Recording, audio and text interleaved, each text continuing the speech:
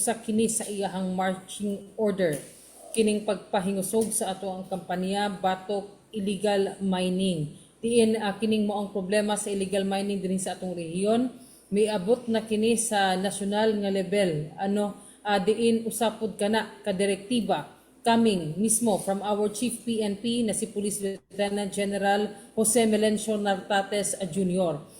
Sa mga past months, Bongbong Junel, gikan sa paglingkod sa atong regional director, nakita niya nga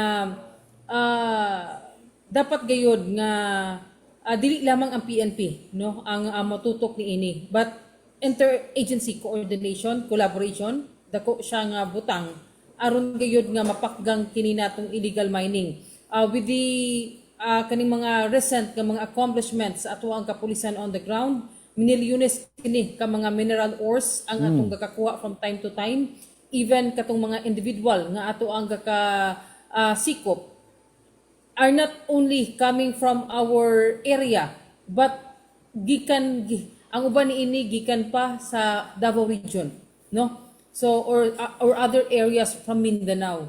So nakita sa atong regional director nga importante kaayo nga pagatutukan o pahingusgan nga to ang kampanya batok illegal mining kauban no ang matag sa laing-laing ahensya sa ato ang gobyerno.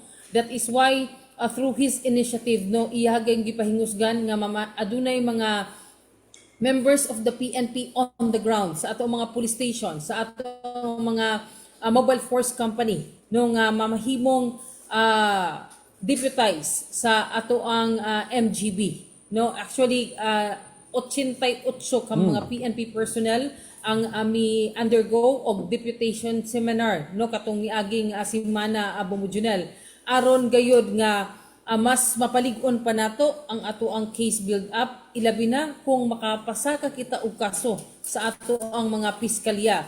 Kaya naaduna pud kita yung mga cases nga atong nakita no with our follow up monitoring, nakita nato nga huyang ang maong mga ebidensya, adunay mga issues on technicalities. It is because ang mga apprehending officers are not deputized by the MGB. So dako nga butang nga nakahimo kita og deputation seminar sa ato ang mga PNP personnel on the ground. And of course, kini nga mga action taken, kini nga inisyatibo Bongbong Junel no aduna po gihimo karon ang ato ang PNP Pro 10 nga mga interagency protocol para ma-harmonize nato ang mga actions taken kauban no ang of course ang ato ang counterparts from the AFP, Philippine Army, 4th ID, 10th ID. We have area diha sa Lumunda Opol nga sakop kana sa 10th ID, and of course sa ato ang mga local government unit dato kana nga butang sa ato ang mga kabarangayan no nga.